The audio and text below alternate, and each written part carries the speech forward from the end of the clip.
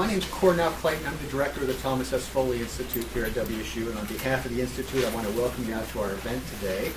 We are fortunate to have with us today Chief Justin Nordhorn, who is the Chief Enforcement Officer for the State Liquor and Cannabis Control Board. Chief Nordhorn started his career with the board in 1998. He was appointed its chief in 2011. He has over 23 years of law enforcement experience, holds a bachelor's degree in law and justice, and is a graduate of the Northwestern University School of Police Staff and Command. Chief Nordhorn's responsibilities include the day-to-day operations of liquor, tobacco, and marijuana enforcement, and the development of statewide enforcement policy. He is also actively involved in labor relations, media relations, rulemaking, and the development of legislation. Justin is currently the president of the National Liquor Law Enforcement Association. Join me now in welcoming Justin Nordhorn.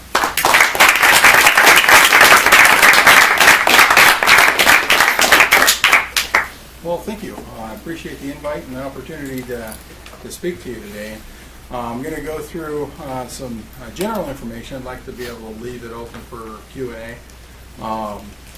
The caveat, I tell all my officers the exact same thing, so during the Q&A you can ask me anything you want. I'll try to answer as best as I can. I can't guarantee you'll like the answer. So that's my only provision. I've been with the Liquor and Cannabis Board, as you heard, for about 20 years. A lot has changed, obviously, since we were the Liquor Control Board. 2011, we went through privatization. I like to say we lost control at that point, and here we are as the Liquor and Cannabis Board moving forward. And so there's been a lot of changes to the state law when it comes to recreational marijuana over the last several years. So I'm going to go kind of through the beginning stages, a little bit of who we are, what we're about. And we'll cover things from what do the grow operations look like, both legally, illegally, community issues such as advertising and those types of things. So our particular organization is broken out into a number of different divisions. So I like to think of the Liquor and Cannabis Board, it's kind of like a city. There's a lot of folks can relate to that. So we have the board members who would be more your city council. Our director, Rick Garza, it's kind of like either the mayor or city manager, and then each department is set up independently. So we have support services, finance, licensing division like your Department of Licensing, and then enforcement, and we do all the policing for the organization across the state. So we have 133 commission officers, including myself, for the Liquor and Cannabis Board. We cover all 39 counties in the state, and we're broken down into primarily 4 regions of the state. So we've got one that covers all of eastern Washington, the 20 counties east of the Cascades, and then we have north and south of King County, and then King County is basically its own in a nutshell. And a lot of that has to do with population and the amount of licensees that are in a given area. For our retailer enforcement, what they're broken into is they deal with anything that has to do with alcohol, locations such as grocery stores and restaurants to sports and entertainment facilities. And then we have the marijuana retail stores that are spread throughout the state, and we integrated that program into our into our retail enforcement operations. We assume that the impacts for retail enforcement would be very similar to the impacts that we already had in current convenience stores and that type of thing. They're only able to sell marijuana and paraphernalia, very limited product lines that they can sell, and we figured the oversight would be fairly similar to all other retail type of stores, and we were wrong. So it's very, very time consuming dealing with these retail stores in comparison to an alcohol retailer. And so we'll talk a little bit about some of those challenges. We also have a tobacco tax unit that deals with contraband cigarette interdiction in our state, and a non-retail unit which deals with the breweries, wineries, distilleries. We have 6 people for that, and then we have 26 people total for marijuana enforcement, which is we have 22 dedicated in the producing, processing, and processing of marijuana, and then we also have a new unit that we set up this last year and a half to deal with nothing but complex financial investigations for hidden ownerships. And so we pulled some FTEs out of that area and put 3 into that unit. We also have about 30 non-commissioned staff, including FDA folks that do nothing but tobacco for FDA. So we created a comprehensive growing and processing of marijuana operation. So what we have is 502 passed in 2012, and it provided the state the opportunity to have a legalized recreational marijuana marketplace. It charged us with implementing the initiative on a couple different levels. So one, we're the regulators and the enforcement arm for marijuana in Washington. Now that's not to say that local jurisdictions aren't doing marijuana enforcement, because that's well within their purview, and they're still the primary entities that are responsible for any type of enforcement action out there. We're responsible for all the regulations and regulatory components of the recreational retail market. So it did change the criminal aspect of marijuana in the state of Washington, where it decriminalized possession limits for those over 21 years of age and older if you're under a certain possession amount. So we have an ounce of flour, 16 ounces in solid form, and 72 ounces in liquid form. It also created what we like to call a three-tier system. So the initiative writers, who were from the ACLU, wrote the initiative based on the alcohol model, which is a three-tiered system. So you have manufacturers, distributors, and retailers. In marijuana, we actually have more of a two-tier system, but we have producers and processors and retailers. So there has to be segregation between the two. This is significantly different than in other states that you'll see, such as Colorado, which is vertically integrated, and your growers can actually sell their product on the market out of retail stores. And so they can produce, process, and retail all in the same location, which we don't allow that. And what this does is it creates a balance on ownership in the marketplace, so you can't have as much price fixing and those types of things. So there's no undue influence between the tiers. If you're an owner of a producer or processor, you can't have any market share in a retailer. Retailer ownership cannot go into the producers and processors. When we started the initiative, so the initiative came out, and typically what happens during the initiative process is they'll come to us if we're impacted, which we had 1183, which privatized alcohol, and then we had 502 the year after doing marijuana legalization. And they say, okay, here's some assumptions. We assume that there's going to be 100 producers and 100 processors and about 350 retailers. That's based on some economy of scale that makes sense in a business environment to say what's going to make the most sense to have recreational marijuana, as well as the 350 retailers comes from our liquor model, where we used to run the state liquor stores. We had about 334, 350 across the state. We serviced all citizens as well as bars and restaurants across the state, so we figured that would be a reasonable amount to say we could be able to service the entire state with 350 stores. So that's kind of where that number came from. And we figured there would be large-scale producers and processors. And again, similar model to the retailers. So what would this look like? We would have some indoor grows, we could have some outdoor grows. People are going to be using different medium. They're going to be doing hydroponics, they're going to be doing soil production, they can do complete sun growing, those types of things. And so this is what this looks like a little bit in different environments. Our investigations are primarily around diversion and illegal integration. So let's say you're producing product in a production facility, and you want to sell it out of state. You're going to have to hide that and then move it out of state somehow. We try to make sure that producers are not doing that. Most of them are doing a very good job across the state of Washington. We hear about diversion going out of state, and yet we ask, is it coming from the recreational marketplace, or is it still coming from the illicit market? And most of it's still coming from the illicit market. Not to say that we haven't caught people trying to move product out of state, which we have, and we take criminal action against those folks on that. We also do integration, so people aren't swapping product out. So if you're expecting, here's some regulated product that's getting close to fruition, we're not having people take good product and try to move it out of state, bring in lesser product from an illicit market that we haven't had any controls and regulations over. So basically we have a seed-to-sale traceability system, and you can see in this particular picture you have these little tags that are on the plants. And so once a plant is 8 inches tall, it has to be barcoded, and then that goes to throughout the growing cycle of the plant. So once the plant is grown, harvested, dried, that tag number is going to stay with it all the way to the market if it's being trimmed for bud sale or flower sale.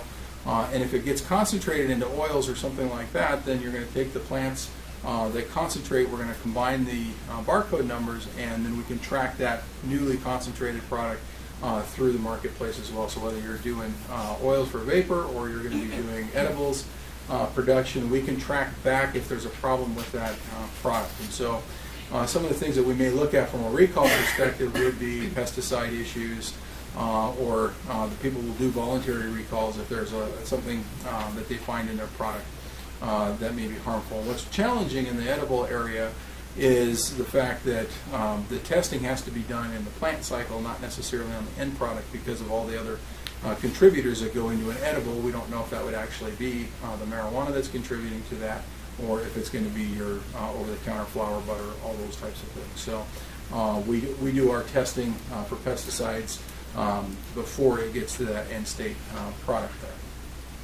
We also do a lot of Tide House, which is that the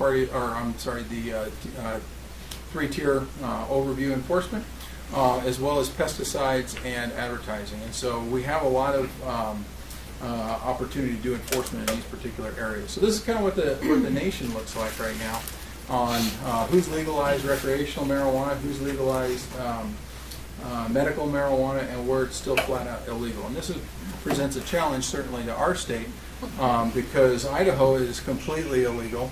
There's no opportunity to buy there, and so they obviously have concerns when they have bordering states that can have some transitions across state lines.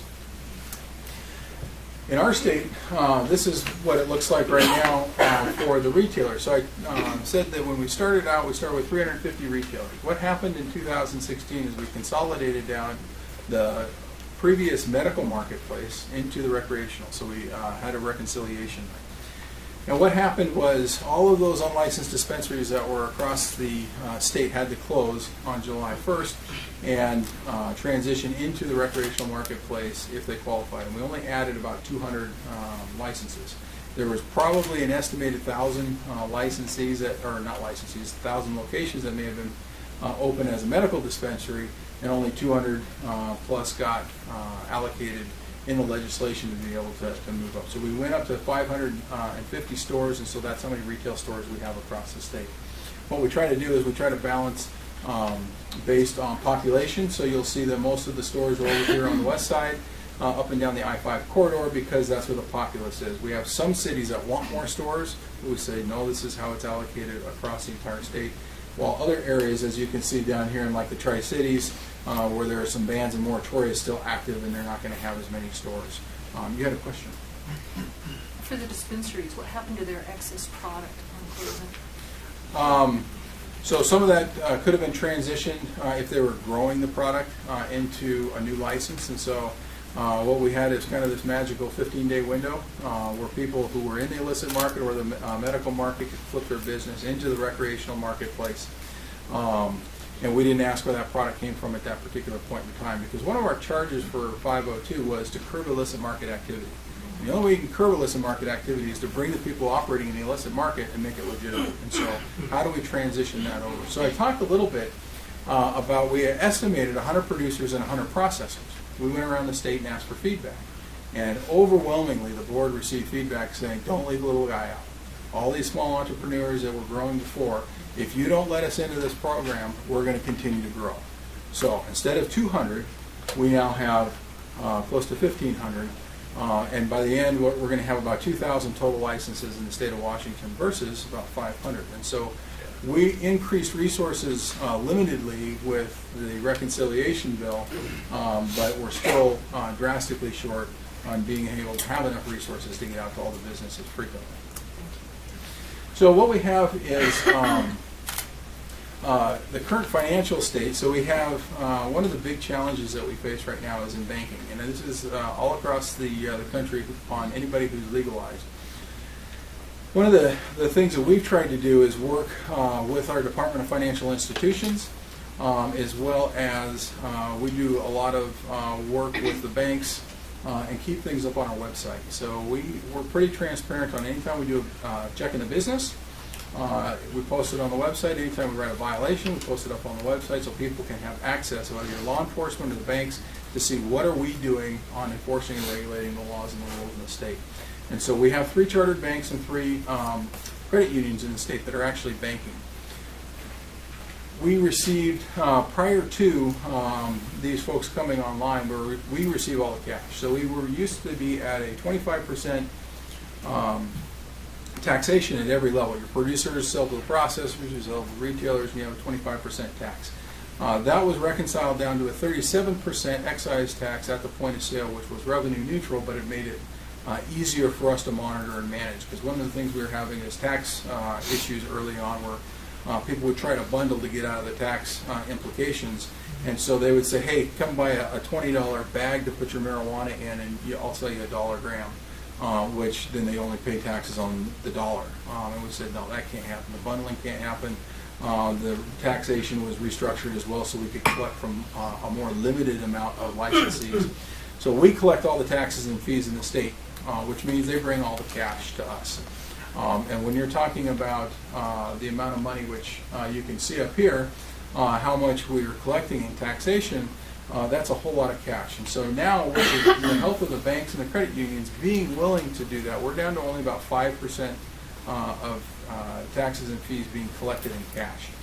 We'd have people come in with cardboard boxes, stuffing money by the handfuls under. They didn't know how much they were giving us at first under our window. We'd have people come in like this with $750,000 in cash in a duffel bag. And this one is a little comical down here. You can't see it in this particular picture when it's this small, but there's a little quarter on the table, and they were short about $20,000 when they came in, but they gave us this extra quarter. And I thought, well, what are you doing here? You know, they're just pulling things out of their pocket and saying, "Oh, here, just take what I got." But when we're doing the taxation component, there's a lot of money being generated right now, and we average between, I think it's $4.3 and $4.6 million a day in sales in the state of Washington at retail stores. And so there's a whole lot of product being sold, and the state is acquiring 37% of that on the excise tax. So you can see the industry growth has really dramatically ramped up, and people look at the increasing amounts of money that we're collecting, and that's going to be a natural transition because more and more stores are opening. The more stores that are opening, they're going to collect more money and be able to furnish that. Hopefully what that means is the more stores that open and they're collecting the money, the less illicit market activity is occurring. We don't have a tight correlation on data to showcase that, but that's what we're hoping we see. We get a lot of complaints, which is up here. So our complaint load is significant, and this is where I talked about, we thought it would be the same as the retail shops. And what we're finding is, especially on the advertising violations, it takes a lot of time, and there's a lot of folks that are pushing the envelope into the gray areas for advertising. We spend a tremendous amount of time dealing with advertising issues. When we look at our complaints, I have about 18,000 licensees, including the out-of-state folks that ship beer and wine in for alcohol. We only have 2,000 for marijuana. However, 25% of our complaint load in its entirety is associated with marijuana. So it's very disproportionate complaints to licensees. On the advertising, since the last change, which I'll talk a little bit about the changes that were made this year, our complaints in marijuana are 50% are advertising. And so there's a lot of folks that are not pleased about the advertising that's going on across the state. And in addition to that, what we're finding in this industry is everybody likes to complain about each other. So when they're up there talking and they say, I want to be able to do this, why are they doing this and I can't? And so we get a lot of that back and forth going on across the state. The other thing, like I said, we designed a work unit just around financial cases because we have our number 2 complaint is hidden ownerships. And so one of our charges is to keep illicit market activity out of the recreational marketplace, including organized crime and those types of things. So where's the money coming from, who's operating these businesses, and making sure that we have that license integrity in place so we can hold people accountable. So So when we go down to our violations, you'll see that the number one violation that we have is around traceability. So this is where you have to put all your product into the system and track it all the way to the point of sale. And if you're not tagging your plants, or you're moving things and you're transporting things illegally, or you're destroying product and not letting us know, and so that's out of the system and you can't find it, those are all violations of the traceability system, and that prevents diversion. So that's what we focus a lot of energy in the producing and processing on, is making sure that people are maintaining their traceability compliance in order to be effective with the overall compliance of the industry. So you'll see down here that we've had a few sales to minors. However, when it comes to complaints, the industry does a very good job in not selling to minors at the point of sale. Our complaints for alcohol always are number one or number two. It fluctuates with overservice, but youth access is always one or two. On marijuana, it's number 9 in our ranking scales on how many complaints we get in. So what we did when we set up the compliance-related efforts around marijuana for retail stores is we looked at the Office of Juvenile Justice and Delinquency Prevention best practices on regulated marketplaces. And we took that, and their suggestion was you do 3 compliance checks. We call them compliance checks. Other people will call them minor decoys or stings, where we send in an underage person to attempt a purchase of the restricted product. And we'll do those types of checks 3 times at every retail location every year. And by doing that level, it increases the rate of compliance. We saw that with the state stores. We had a high level of compliance, and we did them twice a year there. Comparatively speaking, the marijuana shops are at about 94% compliance rate across the state for youth access, compared to alcohol, where we have somewhere in the mid to high 80s, and tobacco is about mid 80s. And if you break apart the alcohol sector, the spirits big box stores are actually in the 90s, whereas everybody else is low 80s. And so significantly better compliance rate for marijuana in our state right now than we have for alcohol or tobacco. So these are the guiding principles around cannabis enforcement and policy making for us. This is coming from the Cole memo. So this is the federal memo that came out from the Department of Justice saying if the states are adhering to these 8 requirements, essentially, we're going to leave you alone. And this came out under the Obama administration. So we're trying to figure out what's the federal government going to do. Are they going to reaffirm this? Are they going to tweak this? Are they going to abolish this? What are they going to do under the new administration? We've had some indicators, obviously, from AG Sessions saying that we're not in favor of marijuana. We believe it should be in the criminal area. So in recent discussions with the Department of Justice, they haven't changed this memo, and they're not saying that they're going to reaffirm it or change it. But they're certainly evaluating what are the states doing. And so we try to showcase that we have a tightly controlled, regulated marketplace put forward at the will of the voters through our initiative process. And so I'm not so sure that we'll see a change. However, there's obviously a lot of federal concern around the state of legalization. And if you look at the dynamics across our state, you still have a lot of folks, especially in eastern Washington, that are very much opposed to legalization. We still have bans and moratoriums and those types of things. It was very prevalent when we licensed cooperatives. So if you're a medical patient, you go to your doctor, you get your authorization form, you go to a retailer, you get put in a database, you can petition us to have a collective garden, essentially our cooperative grow at your home. You have 4 patients, they can have up to 15 plants each, so you could have a 60-plant home grow for those 4 patients.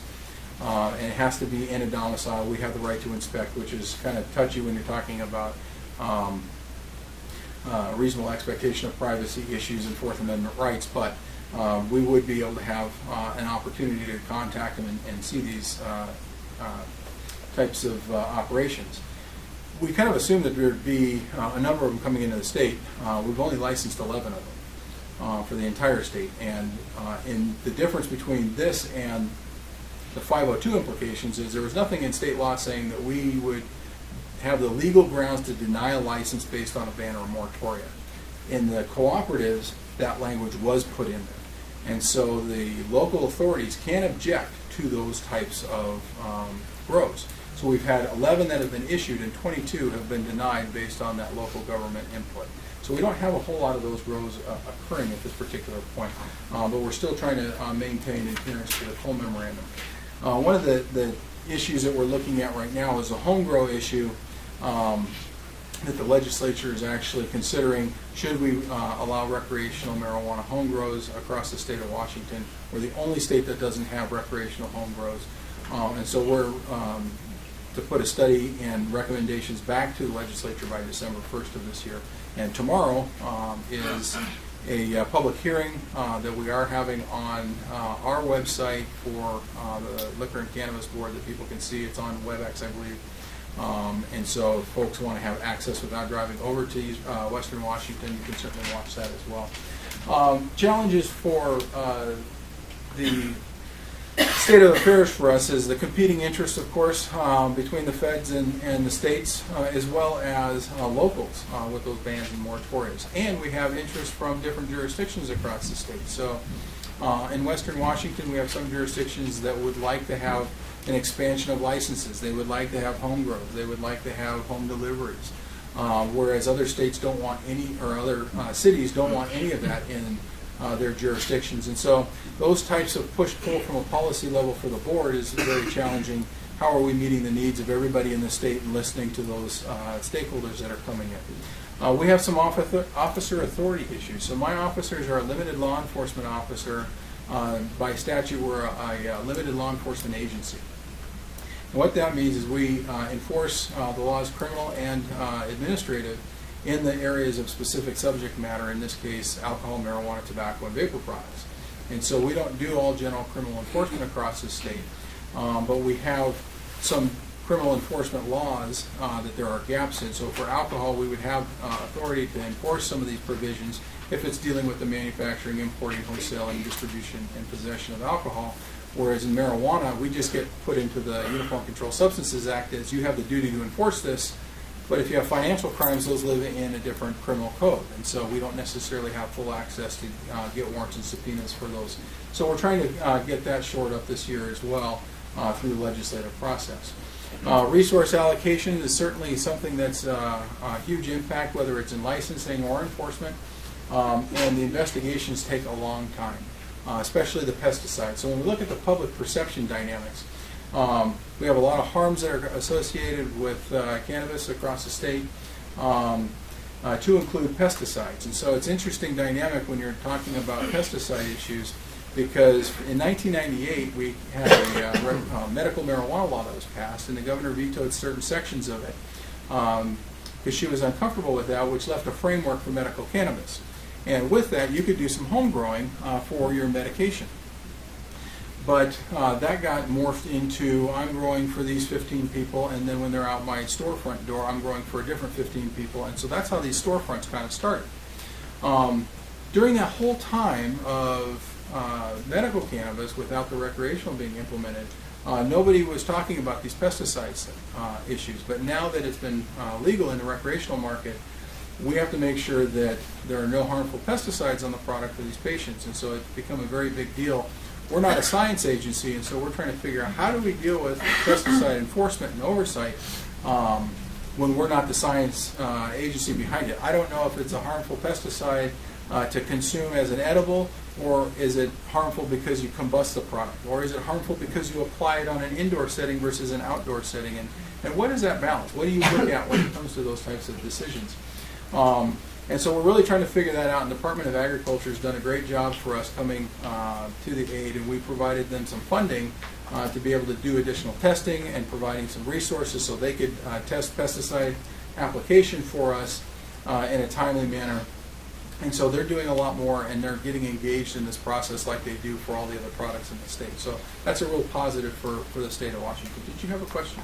Yeah, I'm curious why they didn't put that on the producers, since if you look at other drugs, how they're produced in this country, that kind of proof of safety is on the producers and not on law enforcement.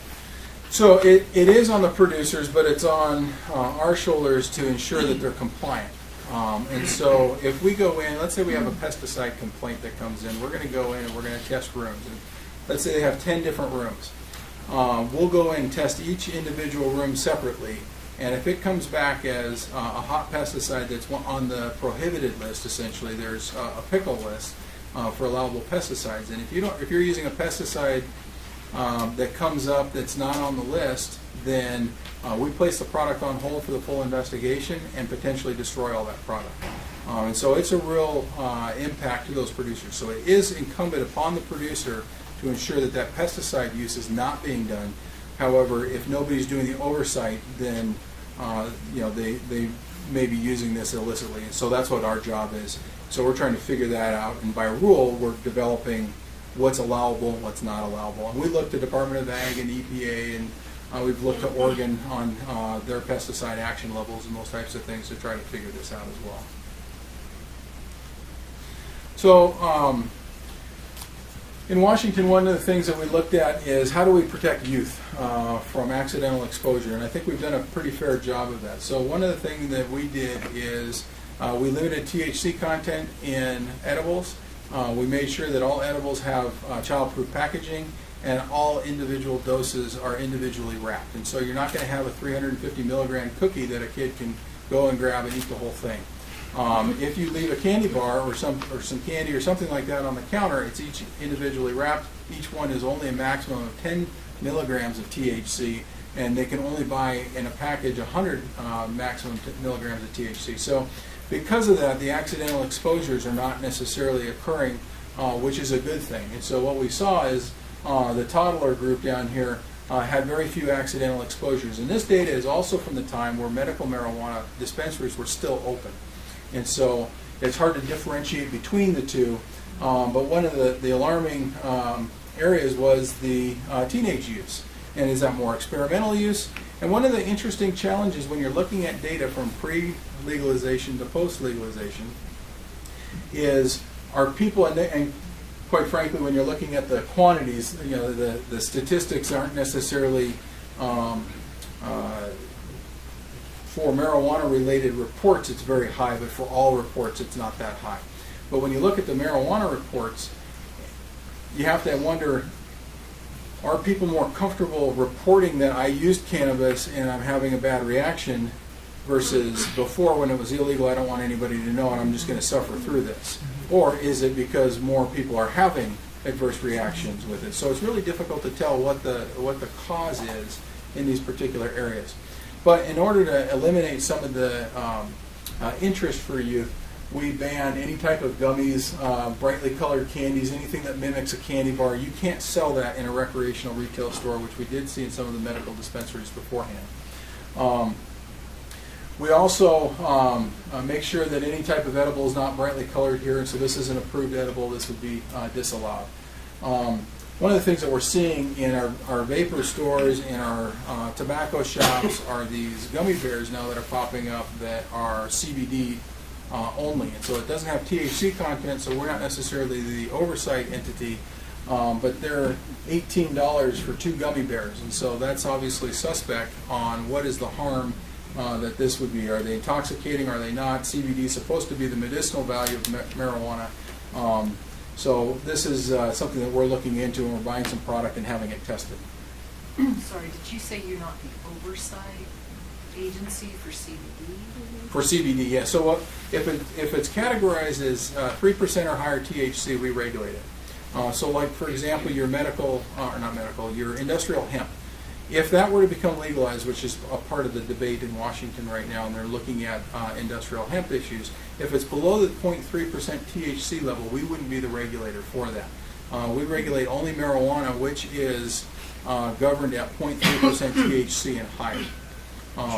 Yeah, and so the CBD value, that would be, I would think, more in the lines of Department of Health on medical grade product and those types of things. And they have some set aside rules for medical cannabis. But if it doesn't have the THC value, then we're not the folks that can come in and take action on that. But we're looking at these types of things because they're being sold in other types of stores that we regulate. So one of the resource impacts, of course, you're going to see an increase in checks. More stores, more checks, more grows, more checks. Unfortunately, with the resource impacts, what we're seeing is a decline in our alcohol enforcement across the state. So this is an example of our undercover operations that we used to do. And because these are time-consuming and the amount of time it takes to do marijuana enforcement, we've seen a reduction in what we can do on the alcohol side. So we're trying to actively balance that out right now. So advertising is one of the big areas that is very controversial across the state. So we had a lot of folks doing questionable advertising on billboards and on sandwich boards and inflatables and those types of things. And so the legislature this last year basically said enough. We're going to change the laws. We're going to really restrict advertising. So you no longer can have sandwich boards. You can no longer have sign spinners like you saw on the first slide. You can no longer have the inflatables or the windsock type of advertising outside of your business. You can still do billboards, but they cannot be especially appealing to children, and they can't have any product shown on it. So you can't have pictures of plants, and you can't have, if you had paraphernalia, which is absent from the law, if it's smoking, we would assume that that's showing picture of product for consumption. And so we're writing rules right now to finalize what the rules will be to clarify the law and what that looks like. They can have 2 signs on their store, or for their advertising, I should say, that are no more than 1,600 square inches in size, and they have to be permanently affixed to a structure or a building. In addition to that, they can have some billboard advertising, but that's all they can have anymore. And so it's going to be a lot more limited from what you saw in the past. This is a very challenging area, the advertising section. So this type of activity you won't be seeing any longer in Washington. We had some cases on packaging and labeling that was especially appealing to children for advertising. And some of the packaging was deemed, we lost in court saying, no, we don't believe that that's especially appealing to children. So, it's brightly colored, and, we tried to take that approach based on some community input as well. And you can't have cartoons, but is this a cartoon? And then the logo is actually the company logo for their business. And so where does that come in when you're talking about trademark type of issues and company names and all that kind of stuff? So it's a very complicated area of law where you're looking at advertising and when it bumps into the First Amendment issues and what can we restrict, what can't we restrict. So that's an interesting dynamic. Yes? So I was just wondering how these advertising laws compare to the alcohol advertising laws and what exactly the differentiation is between the two. So the marijuana advertising laws are much more restrictive than the alcohol laws. And I think what you're seeing, and I'm not trying to be disparaging on the industry here, but I think what you see in the alcohol industry is a very mature industry. They've been doing this for 80 years since Prohibition ended. They understand what the community's willing to tolerate and what they're not. And I think what you're seeing here is you have startup businesses that are trying to attract customers and clients, and they're willing to push the boundaries a little bit more to try to get some clientele to come to their particular business compared to others. And that's why we see some of these questionable ads. What they're trying to do with these advertising laws, or they tried to do, I understand, this last session with the advertising laws, is mimic as best they can the tobacco settlements. So that's not in law, but that was a settlement agreement. So they're trying to utilize the tobacco efforts to mitigate against advertising to youth and those types of things. So I think the similarity would be more along the lines of tobacco than alcohol. Okay, and also in the future, do you think with people becoming more comfortable with the fact that marijuana is legal recreationally, that there wouldn't be so many complaints regarding advertising? Potentially. I mean, it depends on where you see them and how you see them. I think people are always going to be concerned about what's especially appealing to children. We see it in the vaping industry right now. The vape shops are starting to advertise like the marijuana stores did, and there's no regulations necessarily around the vapor, and so we're seeing people naturally push back because it creates business. So whether it's tolerated, accepted over time, I still think the stuff that's especially appealing to children will always be a concern.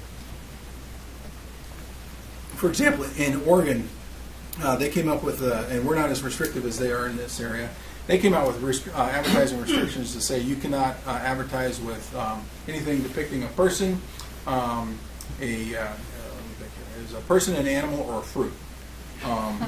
So, I mean, that covers a whole lot. And when you look at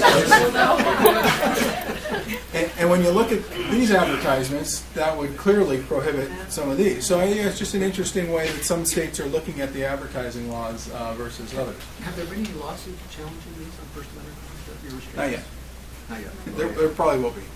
And I think depending on how restricted the advertising laws get and how many tickets are written, that will drive some of it. And I think one of the compliance-related issues that we'll see that changed this year is the initial 502 advertising laws said the board shall issue a $1,000 fine for advertising violations. But it never increased. So you might go and pay $2,000 for your ad campaign. So $1,000 doesn't sound like much. Now we're shifting into the legislature approved us to adopt rules to put our progressive penalty model in place with advertising as well. So they can actually stand to lose a license for illicit advertising now. So that will be something that we finalize in rules soon. So you kind of answered it, but is the board the only organization that's able to enforce advertising violations, or would local law enforcement agencies be able to also enforce that, or do they have to report it to you essentially if they see it? So typically we're the primary in this particular area, but we're not the only. So local law enforcement typically doesn't deal with the administrative laws, and so advertising is really falling under administrative code. It's only affecting licensees. So if you're a third-party advertiser and you just decide, hey, I want to, advertise in a particular area, and you throw a couple different icons on there, and you're talking about marijuana in general to promote marijuana as a whole, we can't do anything about that advertising. Only those licensees that are advertising. So it's really an administrative code. Now, we do have advertising provisions in the state that the Department of Health oversees, and that typically has to do with medical marijuana, claiming values that it's for particular medical use or it's going to cure something, and they can take action. And we also have our consumer protection in the AG's office that we work with that will also send out letters, and they can take action and apply sanctions to folks that are outside of the law in these areas. So there's a couple entities, but we're the primary entity that investigates the advertising issues for the state right now. So when we're talking about our resources, our non-retail deals with a whole lot of different issues, as you can see. The traceability system I talked about. Transportation is a big one, where people are transporting product from your grow to the retailers. We want to make sure that that product's not being transported out of state. We had somebody not too long ago that made a wrong turn and went into Canada. And so they had everything taken away from them by the Border Patrol, and they had called us and said, "Can you help us get it back?" I said, "No." It's that type of transportation is really there to protect them, to say, if I get stopped by local law enforcement, here's my manifest, this is my driver, this is my vehicle, this is what's in the vehicle, and if there's something different, it's going to be lost. Local law enforcement will seize all that product. We've seen it before where somebody, a trooper pulled somebody over, and they called their attorney right away, and the attorney said, "Don't talk to him." So he didn't give him any of the paperwork, and he went to jail, and they took everything. So it was unfortunate for that driver, because it's really designed to protect legitimate business in Washington State to be able to get your product to market. Yes? What if a manifest is off? So I work at a local cannabis store, and sometimes we get more joints, or we just get extra product, and so what happens to the driver if they go through and there's extra product in the car? So that could come into a traceability violation. Okay. So if they're not recording accurately what they're transporting and where it's going, if we were to go and do a check on that particular vehicle, so we stop at your store, we take a look inside the vehicle, we're looking through the manifest, and we find that they have 50 packages extra than that's on the manifest, we're going to seize it. We're going to take anything that's not on that manifest, because it's an illicit transaction there. The same thing is true that if anything is not in the state traceability system, it's subject to seizure as well. So that's kind of where we get into the homegrown issue. So we've had a lot of different illicit activity going on. The far left was a bus that was driving around Seattle. And so we sent in some undercover folks to see if what was being sold, what was being purchased, those types of things on the bus. We do mostly the recreational recreational stores and grows. But this here was a home grow in Pierce County area. that looks like a normal house. It was 2 blocks away from a school, and we had local law enforcement ask us for help. So we went to this house. We wrote a warrant to go in and look at the grow, and we seized a whole bunch of plants. We had 400 plants in this particular grow. The next one that we had in a similar jurisdiction over there, we took 500 plants out of the house, and so it's all subject to seizure and destruction. And so my take is, we have a dynamic across the state where, based on resources, not all the prosecutors have the resources to prosecute every case. I mean, you look at Spokane County, they have 2 dedicated courts to DUI only, and then 1 court for everything else. And so when you get put into the everything else category, not everything gets prioritized. And so some folks will not do enforcement across the state because, hey, if it's not going to get prosecuted, why are we spending the time and energy doing it? And I get that if you have a whole bunch of stuff. But where we have the specialized focus on what we're supposed to be doing, we can go take this out of the whole illicit marketplace and say, I don't care if it gets prosecuted. We're doing this legally, we're going to seize it legally, and we're going to destroy it legally. And it's gone. If you don't get convicted of a crime, that's up to the courts. But at least we took out 500 plants from being dispersed out of state or to minors. And so this is an important role we believe that we can support local law enforcement in. We also partner with other regulatory jurisdictions, and so when you have issues that we see that may be suspect, like electrical coding issues or pesticide type of things, or maybe not the pesticides, we deal with that, but if we're seeing some issues with soil medium and waste disposal of water and that sort of thing, we can get other folks involved like ecology and say, hey, there's something going on here you may want to look at. So the City of Spokane and the Liquor and Cannabis Board partner up with the Governor's Office and these other folks to be dealing with a whole wide variety of issues that come into play here. We also, as I talked about with the local law enforcement, police chiefs, sheriffs, state patrol, we'll even partner with the DEA if we see it going over state lines. They're not so interested, federal government's not so interested in coming in right now, even though that we've had this positioning with the new administration saying we don't believe that, we believe that this should probably be still illegal. We don't see a lot of federal intervention at this particular point in time. And when we've reached out for help, if it's not crossing state lines, they're content right now to say, okay, we're still monitoring this. They're not condoning the behavior, so I don't want to give a mixed message there saying that the federal government's saying, yeah, you can go ahead and still do this. That's still up in the air with the new administration, but at the same time, we're not seeing a lot of intervention occurring right now in the state of Washington. We also work with Customs and Border Patrol, especially with up in Canada.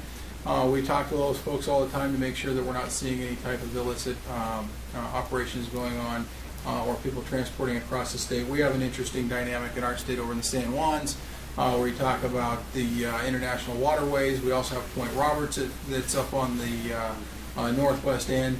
Down in this area we have Clarkston. The main route into Clarkston is through Idaho, and so unless you wanted to go all the way around into the outlying counties and take the long way around, you're not going to get into Clarkston very easy. So you can't transport product out of state to bring it back into state. It's completely illicit. So there are some of those challenges that continue to impact the operations. So the future challenges that we're looking at is home grows. That's the primary one. We're talking to all the sheriffs across, we're trying to get to as many as we can, but the sheriffs across the state to figure out what's this impact going to be. If they go to a domestic violence call and they see a grow, does that now go from a 30-minute, 40-minute call to an hour, hour and a half call for investigative purposes, tying that deputy or officer up for other activity that they're getting calls for service on? And so what does that mean for them? We have a lot of folks that are interested in having legal home grows, but we also have some folks that are very concerned about that. Home deliveries. A lot of medical patients would certainly like home delivery so they don't have to go out and drive to get their product. But what does that mean then for some of the policy impacts? If you can't have a store within 1,000 feet of a school, where does a transaction occur? Does it occur on the phone? Does it occur online? Or does it occur at the house you're delivering it to? And who's going to look at that from that dynamic? The 1,000 feet came from federal guidance, and so if it's within 1,000 feet, does that then put the federal government in a tenuous position to say, well, now you're expanding into this area? So there's a lot of policy considerations when we look at these things. And social outlets. Similar to bars and taverns. Should there be a place for people to go and consume marijuana in a social setting? On the downside, you're going to increase potential impaired driving. How are people going to get home? On the upside, take a metropolitan area like the city of Seattle, where you have a lot of renters that aren't going to jeopardize their renting ability, and so they're going to go into the public area and consume marijuana because they can't afford to consume it at home. And so are we now creating some disparity based on a socioeconomic dynamic in some of these cities by not having this? And so there's a push-pull in these policy areas that are really interesting to look at. Prioritization of resources. What are you going to respond to? What are you going to work on? There's too much work out there to be done, so you have to always prioritize. And a lot of that comes from the community input. Rulemaking is something that we have ongoing all the time, trying to clarify rules and where can we lighten things up. And then keeping employees engaged is certainly a challenge because it's overwhelming and there's so much change so fast in this particular area that, quite frankly, some people just can't keep up with it. We have a pilot program going on in Spokane right now to try to reorganize how we're doing retail enforcement. And so hopefully after a 6-month program, we'll be able to assess whether that model will work differently than what we currently have in the rest of the state. Because people will get burned out on this stuff when you're going. These two things, for especially appealing to children. These are stash boxes we're finding in unregulated stores, like your vapor shops and your tobacco stores. So Legos and school bus boxes for stash for marijuana and other type of consumables. That's especially appealing to children, but we can't regulate this type of thing. And so this is challenging for folks out there. We have a lot of concerns in that area. And this is kind of a dynamic of an unlicensed grow. So that's somebody's basement. They're going to cram as many plants in there as they can. What is the health condition? Now, I haven't shown some of the worst conditions that we've seen. We've had some illicit grows and even helping locals on a grow ended up being medical, but the place was just destroyed basically, and there was indicators that kids were still living there, and so we forward that type of information on to CPS. But what are you going to do in those types of environments that create a threat to the children? So the legalizing myths. So not everything is decriminalized. There's still criminal sanctions for cannabis in Washington State. There still continues to be major issues. We're working with tribes right now to do tribal compacting, but there's competing marketplaces with black market activity. We just assisted a local jurisdiction last Monday, a week ago today, on an illicit grow. They took 376 plants, which doesn't sound like a massive grow. However, it was an outdoor grow. They were 8 feet tall plants. We took 18,500 pounds of marijuana from that grow. So that is certainly a competing marketplace for the recreational market. So that continues to go on. If there's home grows, what does that mean for other civil issues, odor issues, devaluation of home properties, those types of things, depending on how big those grows are. Is crime down? Well, we saw some of the criminal impacts up in Spokane recently, where there was a robbery, kidnapping, and homicide at a retail store. Very, very tragic event. We can't say enough about the store's due diligence in these areas, and then yet we see this kind of stuff happen. So, I think the stores are trying, but there's still that type of ancillary activity that goes on. And shortly after legalization, we did see a shooting in Seattle with teenagers over just a marijuana deal. So I don't think that crime is proliferating necessarily, but there's still activity that's going on, and to think that there isn't wouldn't be a fair assessment of the system. Impaired driving, this is a really challenging area to be able to assess. Is impaired driving up with relation to cannabis? I think so.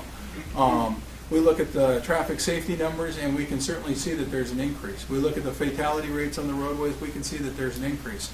However, there's also correlation on economic stimulation in Washington State, where people are going out more and they're consuming alcohol more. So are those fatality increase based on alcohol or cannabis? We're not necessarily sure. Before, in the old statistical environment for the fatalities, if you got a positive result on alcohol, you stop testing. So our baseline data is still trending. We still need to be looking at this from an overall perspective, and that becomes a real challenge. And so the research is really necessary on some of these areas to be able to look at those. So something to keep in mind: how big can plants get? This is out of Southern Oregon, so this isn't a Washington plant. But when you talk about home grows, and if you have an outdoor grow, what are you talking about? There's got to be some rules, regulations, and restrictions if you're going to be opening up the door to some of these areas.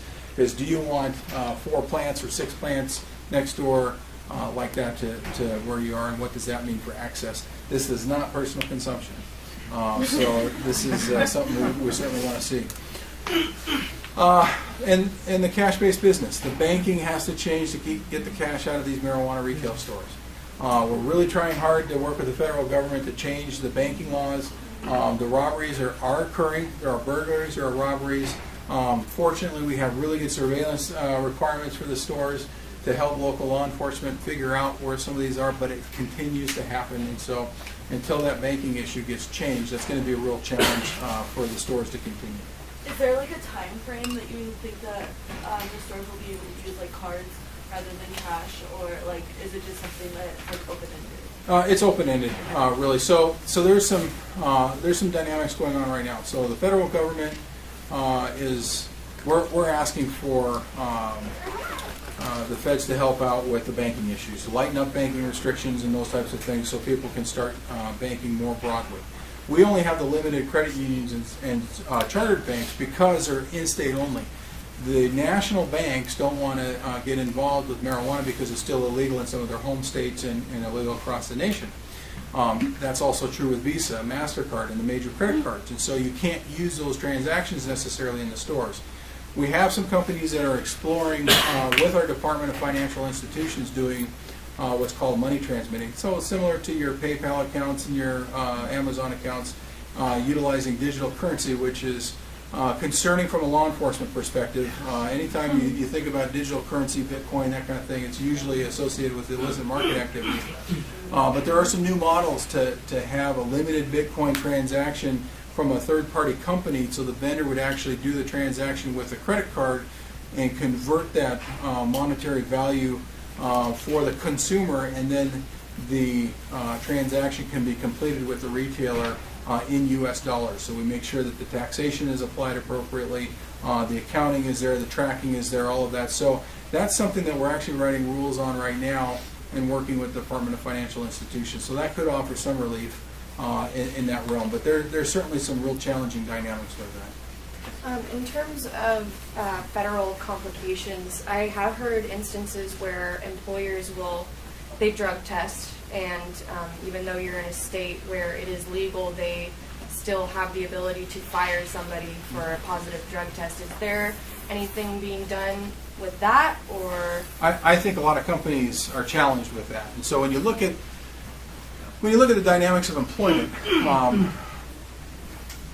do you have a company that's just no tolerance, you can't have anything, period, or we don't want our employees coming in impaired? Mm-hmm. And typically it's the latter. We don't want employees coming in to work impaired. And so when you're looking at the THC level, is it active, is it inactive, what is the dynamic with that unemployment? But there are going to be some absolutes. My organization, or at least my division, is one. I'm not going to jeopardize any of our officers' federal protections as a law enforcement officer because they're going to go out and smoke marijuana. So if you can't consume if you're working for me, even though it's legal in our state. It's just unacceptable, and so I'm not going to do anything to jeopardize that. And I think we see that all across the board. If there's any type of federal implication, people don't want to jeopardize their federal funding. They don't want to jeopardize federal protections. So there's still those challenges that are in place, and I think it's really a case-by-case basis because there's at $4.6 million a day in sales, there's a whole lot of users going on. So there's a lot of consumption being. We have time for one last question. Go ahead, sir. Chief, I was wondering, here in rural Washington, of course, the east side is a little different, and a lot of our areas abutting farmland and so on and so forth. So in the city of Pullman, we regulated outdoor grow because of high winds. Is that something that you have looked at, or are there challenges in other areas? Because it seemed to be an overlooked. So when you're considering the highways, are you talking about the cross-pollination issues? Yeah. So currently for marijuana, you don't want male plants for consumption. You only want the female plants. And so when the male plants are coming up and they identify it as a male plant, they destroy those plants. And so for the outdoor grow, you're not going to have the male plants, which is the pollination for those. I think the big challenge is going to be if industrial hemp comes into place and you're going to have fields of industrial hemp, how is that going to impact the outdoor grows of cannabis for recreational consumption? Because it's very similar in nature to the plant. I mean, you're talking about low THC level versus a high THC level, but the cross-pollination could certainly be an issue. So I think that is a future state impact that we need to be looking at, especially from a Department of Agriculture standpoint. But currently, I don't think that that's necessarily one of the main concerns in the industry. I'm afraid our time is up. Let me thank the Criminal Justice Department for co-sponsoring our event today. Let me also remind you our next event is next Tuesday. We're going to have a panel discussion on the removal of Confederate statues. That's at noon as well. So let me thank you all for coming out today, and join me now in thanking the Chief.